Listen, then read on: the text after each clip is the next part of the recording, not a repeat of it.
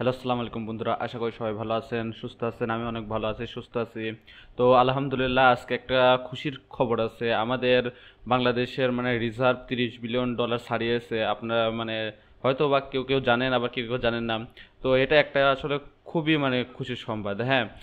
আর হচ্ছে এটা মোট হচ্ছে আমাদের রিজার্ভ, যেটা আসল যেটা হচ্ছে আমাদের প্রবাসী আয়, প্রবাসীর বড় ভাইয়েরা যারা হচ্ছে বাইরে থেকে হচ্ছে টাকা পাঠায় এবং বাংলাদেশ থেকে যারা রপ্তানি করে, যেমন হচ্ছে গার্মেন্টস আছে, তারপর অনেক ভেজিটেবল আছে, তারপর ফিশ আছে। এইসব যারা হচ্ছে রপ্তানি করে, এই মোট হচ্ছে টাকা মিলে আমাদের যে নিজস্ব যে টাকাটা, সেটা হচ্ছে $26 বিলিয়ন, হ্যাঁ। আর বৈদেশিক হচ্ছে ব্যাংকের থেকে ঋণ নেওয়া, যেরকম হচ্ছে ওয়ার্ল্ড ব্যাংক আছে, তারপর আইএমএফ আছে, তারপর জাইকা আছে, এবং অন্যান্য ব্যাংক থেকে যে ঋণ নেওয়া, সেটা হচ্ছে $4 বিলিয়ন, হ্যাঁ। তো এই মোট মিলে আমাদের হচ্ছে $30 বিলিয়ন ছাড়িয়েছে আমাদের হচ্ছে বৈদেশিক মুদ্রা। তো এটা আমাদের জন্য আসলেই খুশির সংবাদ। আর আমাদের পাশের দেশের দাদারা এটা দেখে অনেক দুঃখে তো দুঃখ করবে আর কি, হ্যাঁ। আসলে কথাই আছে না, মায়ের থেকে হচ্ছে মাসির দরদ বেশি, হ্যাঁ। যখন হচ্ছে আমাদের শেখ হাসিনা হচ্ছে চলে গেছিল বাংলাদেশ থেকে, তখন হচ্ছে আমাদের দেশের হচ্ছে ফরেন রিজার্ভ ছিল, বৈদেশিক আয় ছিল $14 বিলিয়ন।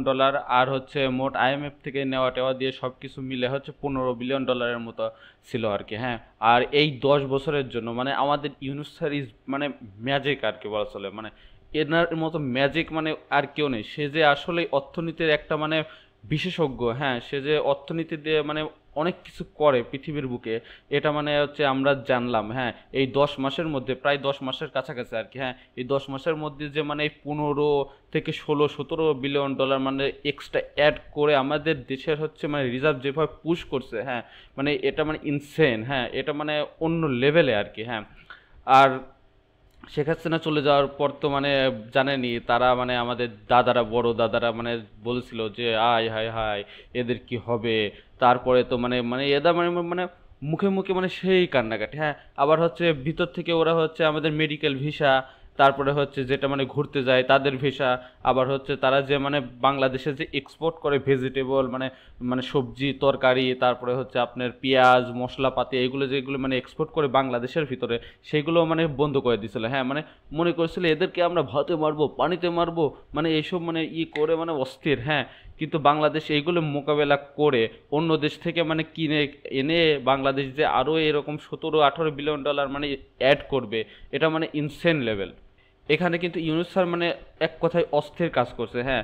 দেখেন, শুধু এই এত টাকা শুধু ব্যাংকে অ্যাড করা, এটাই কিন্তু কাজ না, হ্যাঁ।